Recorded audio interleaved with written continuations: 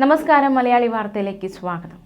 കഴിഞ്ഞ ദിവസമുണ്ടായ കപ്പൽ അപകടം ഇതുവരെയും തീ അണയ്ക്കാൻ സാധിച്ചിട്ടില്ല. നടുകടലിൽ ഒരു കപ്പൽ, അതിലെ കുറേ കണ്ടെയ്നറുകൾ നിന്ന് കത്തുകയാണ്. തീർച്ചയായിട്ടും മാനുഷികമായിട്ട് കുറേ പരിമിതികളുണ്ട്. തീ അണയ്ക്കാൻ ഇതുവരെ സാധിച്ചിട്ടില്ല. വളരെ ആശങ്ക നിറഞ്ഞു നിൽക്കുന്ന സാഹചര്യമാണ് നിലവിലുള്ളത്. ഇപ്പോൾ ഈ രണ്ടാമത്തെ കപ്പൽ അപകടവും കൂടി കേരള തീരത്താകുമ്പോൾ വലിയ രീതിയിലുള്ള ദുരൂഹത കൂടി ഈ ഒരു സാഹചര്യത്തിൽ ദുരൂഹതയുണ്ട് എന്ന തരത്തിലുള്ള അഭിപ്രായങ്ങൾ കൂടി ഈ ഒരു സാഹചര്യത്തിൽ ഉയരുന്നുണ്ട്. കപ്പൽ അപകടത്തെ തുടർന്ന് കേരളത്തിന്റെ തീരമേഖലയിൽ വ്യാപകമായി എണ്ണ ചോർച്ചയ്ക്ക് സാധ്യതയുണ്ട് എന്നും ഇന്ത്യൻ സമുദ്ര വിജ്ഞാന സേവന കേന്ദ്രം മുന്നറിയിപ്പ് നൽകിയിരിക്കുകയാണ്. മലിനകാരിയായ 100 ടൺ ബങ്കർ ഓയിൽ കപ്പലിലുണ്ട് എന്നതടക്കമുള്ള നടുക്കുന്ന വിവരമാണ് പുറത്തു വരുന്നത്. കടലിലേക്ക് വീണ കണ്ടെയ്നറുകൾ കോഴിക്കോടിനും കൊച്ചിക്കുമിടയിൽ ഒഴുകിക്കൊണ്ടിരിക്കുകയാണ്. തീർച്ചയായിട്ടും ഈ കണ്ടെയ്നറുകൾ ഒഴുകുകയാണെന്ന് കേന്ദ്ര ഭൗമ മന്ത്രാലയത്തിന് കീഴിലുള്ള കേന്ദ്രവും വ്യക്തമാക്കിയിട്ടുണ്ട്. കണ്ടെയ്നറുകൾ 3 ദിവസം കടലിൽ ഒഴുകി നടക്കുമെന്നാണ് സാധ്യത. ബങ്കർ ഓയിൽ വളരെ അപകടകാരിയാണ്. തീർച്ചയായിട്ടും ജാഗ്രത പാലിക്കേണ്ട സാഹചര്യം തന്നെയാണ് എന്നാണ് മനസ്സിലാക്കാൻ സാധിക്കുന്നത്. ഇന്ന് വൈകിട്ടോടെ തീരമേഖലയ്ക്ക് സമാന്തരമായി ഇത് ഒഴുകി പരന്നേക്കാനുള്ള സാധ്യതയുണ്ട് എന്നും അധികൃതർ വ്യക്തമാക്കുന്നുണ്ട്. ഈ ബങ്കർ ഓയിൽ വളരെ അപകടകാരിയാണ് എന്ന് തന്നെയാണ് അധികൃതർ വ്യക്തമാക്കുന്നത്. ബുധനാഴ്ച വൈകിട്ടോടെ ഇതിൻ്റെ പ്രവാഹം കൂടാനും സാധ്യതയുണ്ട്. വ്യാഴം വെള്ളി ദിവസങ്ങളിലും ഇതേ ദിശയിൽ തന്നെയായിരിക്കും പ്രവാഹം. MV വാൻഹായ് 503 എന്നത് താരതമ്യേന ചെറിയ ചരക്ക് കപ്പലാണ്. വലിയ ചരക്ക് കപ്പലുകൾ വലിയ തുറമുഖങ്ങളിൽ ഇറക്കുന്ന കണ്ടെയ്നറുകളെ ആഴം കുറഞ്ഞ തുറമുഖങ്ങളിലേക്ക് കുറഞ്ഞ ചെലവിൽ എത്തിക്കുകയാണ് ഇത്തരം ചെറു കപ്പലുകൾ. ഫിഡർ മെർക്കൻറ്റൈൽ വെസലുകൾ എന്നാണ് ഇവ അറിയപ്പെടുന്നത്. കൊളംബോ, അതുപോലെ തന്നെ നവശേവ, പോർട്ട്ലാൻഡ്, ഗാസിയുങ്, ഹോങ്കോങ്, ഷെയ്ക്കോ, സിംഗപ്പൂർ എന്താണ് വാൻഹായ് 503 യാത്രാ റൂട്ട്. തിങ്കളാഴ്ചത്തെ കപ്പൽ അപകടത്തിന് കാരണം തീ പിടിച്ചതാണെന്നും 50 കണ്ടെയ്നർ കടലിൽ വീണെന്നും പ്രാഥമിക വിവരമെന്നും തുറമുഖ വകുപ്പിന്റെ ചുമതലയുള്ള മന്ത്രി VN വാസവൻ വ്യക്തമാക്കിയിരുന്നു. രക്ഷാദൗത്യം പുരോഗമിക്കുകയാണ്. തീ അണയ്ക്കാനുള്ള ശ്രമങ്ങളൊക്കെ തുടർന്നുകൊണ്ടിരിക്കുന്നു. ഇതിനിടയിൽ ഈ കപ്പലിലുണ്ടായിരുന്ന ചിലരെല്ലാം രക്ഷപ്പെട്ടു. പക്ഷെ ചിലരെ കാണാതാകുന്ന സാഹചര്യമുണ്ടായി. ശ്വാസകോശത്തിൽ അടക്കം ഇവർക്ക് പൊള്ളലേൽക്കുന്ന സാഹചര്യമുണ്ടായി കപ്പലിലുണ്ടായിരുന്ന പലർക്കും. തുടർ ദൗത്യം കേന്ദ്ര മന്ത്രാലയത്തിന്റെ കീഴിലാണ് നടക്കേണ്ടത്. ഉൾക്കടലിൽ നടക്കുന്ന അപകടങ്ങളിൽ കേസെടുക്കുന്നത് ഷിപ്പിംഗ് മന്ത്രാലയമാണ്. പാരിസ്ഥിതിക പ്രശ്നങ്ങളും മത്സ്യബന്ധന പ്രശ്നങ്ങളുമാണ് സംസ്ഥാനം നോക്കുന്നത്. എന്തുകൊണ്ടാണ് തീപിടുത്തം ഉണ്ടായത് എന്നതിനെക്കുറിച്ചുള്ള വിശദാംശങ്ങൾ ഇനിയും കിട്ടേണ്ടതായിട്ടുണ്ട്. കപ്പൽ അപകടങ്ങളിൽ സംസ്ഥാനത്ത് നഷ്ടങ്ങൾ ഉണ്ടായത് ക്ലെയിം ചെയ്ത് വാങ്ങാനുള്ള നടപടികൾ സംസ്ഥാനം സ്വീകരിക്കണം. എന്തായാലും ഈ കേരള സമുദ്രാതിർത്തിയിൽ ചരക്ക് കപ്പലിന് തീ പിടിക്കുന്നതിന്റെ ദൃശ്യങ്ങളടക്കം പുറത്തു വന്നിട്ടുണ്ട്. കൊളംബോയിൽ നിന്ന് മുംബൈയിലേക്ക് പുറപ്പെട്ട കപ്പലിലെ തീ മണിക്കൂറുകൾ പിന്നിട്ടിട്ട് കെടുത്താനായിട്ടില്ല എന്നത് വലിയ രീതിയിലുള്ള വെല്ലുവിളി തന്നെയാണ് സൃഷ്ടിച്ചിരിക്കുന്നത്. തീ കൂടുതൽ കണ്ടെയ്നറുകളിലേക്ക് പടർന്നുകൊണ്ടിരിക്കുകയാണെന്നാണ് പുറത്തുവരുന്ന വിവരങ്ങൾ സൂചിപ്പിക്കുന്നത്. ചില കണ്ടെയ്നറുകൾ പൊട്ടിത്തെറിക്കുന്നതും കടുത്ത ചൂടും തീയണയ്ക്കാനുള്ള ശ്രമങ്ങൾക്ക് തിരിച്ചടിയാകുന്നുണ്ട്.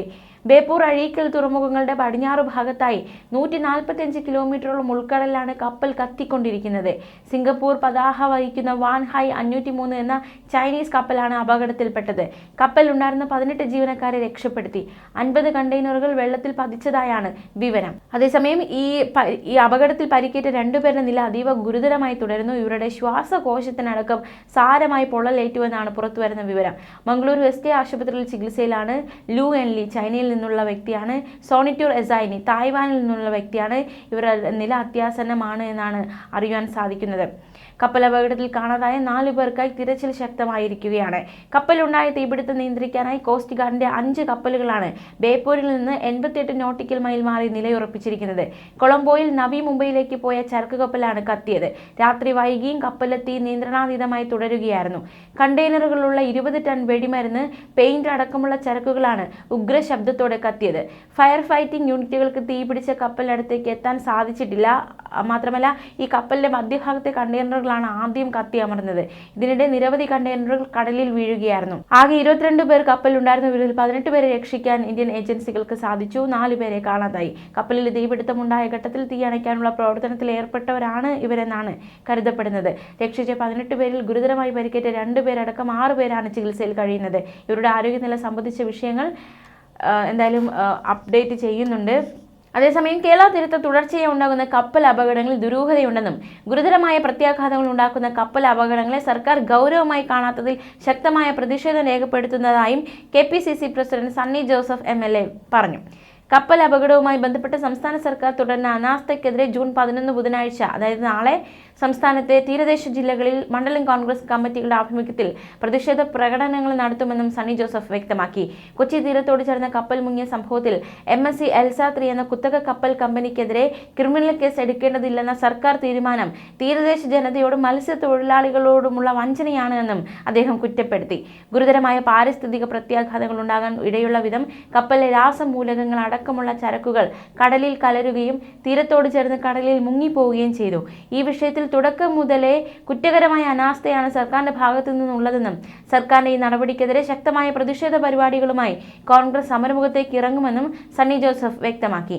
സമാനമായ സംഭവങ്ങളിൽ കപ്പൽ കമ്പനിക്കെതിരെ കേസെടുക്കുന്ന സ്വാഭാവിക നടപടി അവഗണിക്കുകയാണ് സർക്കാർ ചെയ്തിട്ടുള്ളത്. മുഖ്യമന്ത്രി പിണറായി വിജയനും കേന്ദ്ര ഷിപ്പിംഗ് വകുപ്പിന്റെ ഡയറക്ടർ ജനറൽ ശ്യാം ജഗന്നാഥനും ചീഫ് സെക്രട്ടറി A. ജയതിലകിന്റെ കൂടി സാന്നിധ്യത്തിൽ നടത്തിയ ചർച്ചയിൽ കമ്പനിക്കെതിരെ കേസെടുക്കേണ്ടെന്ന് തീരുമാനിച്ചത് ഗുരുതരമായ വീഴ്ചയും കൊടും ചതിയുമാണ്. അദാനിയുമായി അടുത്ത ബന്ധമുള്ള കപ്പൽ കമ്പനിക്ക് വേണ്ടി കേസ് അട്ടിമറിക്കാനുള്ള കേന്ദ്ര സംസ്ഥാന സർക്കാരുകളുടെ ഒത്തുകളിയാണോ ഇതെന്ന് സംശയിക്കേണ്ടിയിരിക്കുന്നുവെന്നും സണ്ണി ജോസഫ് കുറ്റപ്പെടുത്തി. കമ്പനിയെ രക്ഷിച്ചെടുത്ത് നഷ്ടപരിഹാര തുക ഇൻഷുറൻസ് കമ്പനിയിൽ നിന്ന് ഈടാക്കാമെന്നതാണ് സർക്കാർ നയമെന്ന് വ്യക്തമായിരിക്കുകയാണ്. കേരള തീര സമീപഭാവിയിൽ നേരിടാൻ പോകുന്ന പാരിസ്ഥിതിക പ്രത്യാഘാതങ്ങൾക്ക് പരിഹാരമാകുന്ന തുക ഇൻഷുറൻസ് കമ്പനിയിൽ കിട്ടുമോ എന്നതിൽ സർക്കാർ ഒരു ഉറപ്പുമില്ല. അപ്പോഴാണ് കമ്പനിയെ രക്ഷിച്ചെടുക്കാൻ കുത്തകകൾക്ക് വേണ്ടി കേന്ദ്ര സംസ്ഥാന സർക്കാരുകൾ കൈകോർക്കുന്നത്. പാവപ്പെട്ട മത്സ്യത്തൊഴിലാളികളോടല്ല, കുത്തക കമ്പനികളോടാണ് പിണറായി വിജയൻ സർക്കാരിന്റെ കരുതൽ എന്നത് ലജ്ജാവഹമാണ് എന്നും സണ്ണി ജോസഫ് കുറ്റപ്പെടുത്തി. കപ്പലിലെ ചരക്കുകളിലും കണ്ടെയ്നറുകളിലും എന്തെല്ലാമാണ് ഉണ്ടായിരുന്നത് എന്ന വിവരങ്ങൾ പുറത്തുവിടാൻ പോലും സർക്കാർ തയ്യാറായിരുന്നില്ല. ഒടുവിൽ ഹൈക്കോടതിയിൽ കോൺഗ്രസ് നേതാവ് മുൻ MP-യുമായ TN പ്രതാപൻ നൽകിയ പൊതു താൽപര്യ ഹർജിയുടെ അടിസ്ഥാനത്തിൽ കോടതിക്ക് സർക്കാരിനെ ശാസിക്കേണ്ട സാഹചര്യമുണ്ടായെന്നും പ്രസ്തുത വിവരങ്ങൾ എത്രയും പെട്ടെന്ന് പുറത്തുവിടാൻ കോടതി ഉത്തരവിടുകയും ചെയ്തിട്ടുണ്ടെന്നും സണ്ണി ജോസഫ് ചൂണ്ടിക്കാട്ടി. എന്തായാലും ഈ ഒരു വിഷയത്തിൽ അതായത് വളരെയധികം ആശങ്ക സൃഷ്ടിക്കുന്ന ഒരു സാഹചര്യമാണ് നിലവിലുള്ളത്. പുറം കടലിൽ ഇപ്പോൾ 2 കപ്പലുകളാണ് ഇത്തരത്തിൽ അപകടത്തിൽപ്പെട്ടിരിക്കുന്നത്. തീർച്ചയായിട്ടും ഇത് കേരള തീരത്തെ ആകെ ഭീതിയിലാഴ്ത്തുകയാണ്. കൊളംബോയിൽ നിന്ന് മുംബൈയിലേക്ക് പോയ വാൻഹായ് 503 എന്ന ചരക്ക് കപ്പലാണ് തീ പിടിച്ച് കത്തി അമർന്നത്. ബേപ്പൂർ അഴീക്കൽ തുറമുഖങ്ങളുടെ പടിഞ്ഞാറ് ഭാഗത്തായി ഏകദേശം 90 കിലോമീറ്റർ മാറി ഉൾക്കടലിലാണ് കപ്പലിന് തീ പിടിച്ചത്. കപ്പലിനുള്ളിൽ നിന്നും കടലിലേക്ക് പതിച്ച കണ്ടെയ്നറുകളിൽ അപകടകരമായ രാസവസ്തുക്കളാണെന്ന് കേരള തീരത്തെ വീണ്ടും ഭീതിയിലാഴ്ത്തുന്നത്. തീ അണയ്ക്കാനുള്ള കോസ്റ്റ് ഗാർഡിന്റെ നാവികസേനയുടെ ശ്രമങ്ങൾ വിജയിച്ചില്ലെങ്കിൽ കപ്പൽ മുങ്ങും എന്ന കാര്യത്തിൽ സംശയമില്ല. അങ്ങനെയെങ്കിൽ കപ്പലിനുള്ളിലെ കണ്ടെയ്നറുകൾ കടലിൽ പതിക്കും. സിംഗപ്പൂർ കപ്പലിലെ 154 കണ്ടെയ്നറുകളിൽ ആസിഡുകളും ഗൺ പൗഡറും ലിഥിയം ബാറ്ററികളും അടക്കം അപകടകരമായ വസ്തുക്കളാണെന്നാണ് പുറത്തുവരുന്ന വിവരം. കോസ്റ്റ് ഗാർഡിന്റെ 2 കപ്പലുകൾ കൂടി എത്തി കപ്പലിൽ തീയണയ്ക്കാൻ ശ്രമം തുടരുന്നുണ്ട്. സാങ്കേത് അതുപോലെ സമുദ്രപ്രഹരി എന്നീ കപ്പലുകളാണ് സംഭവസ്ഥലത്തുള്ളത്.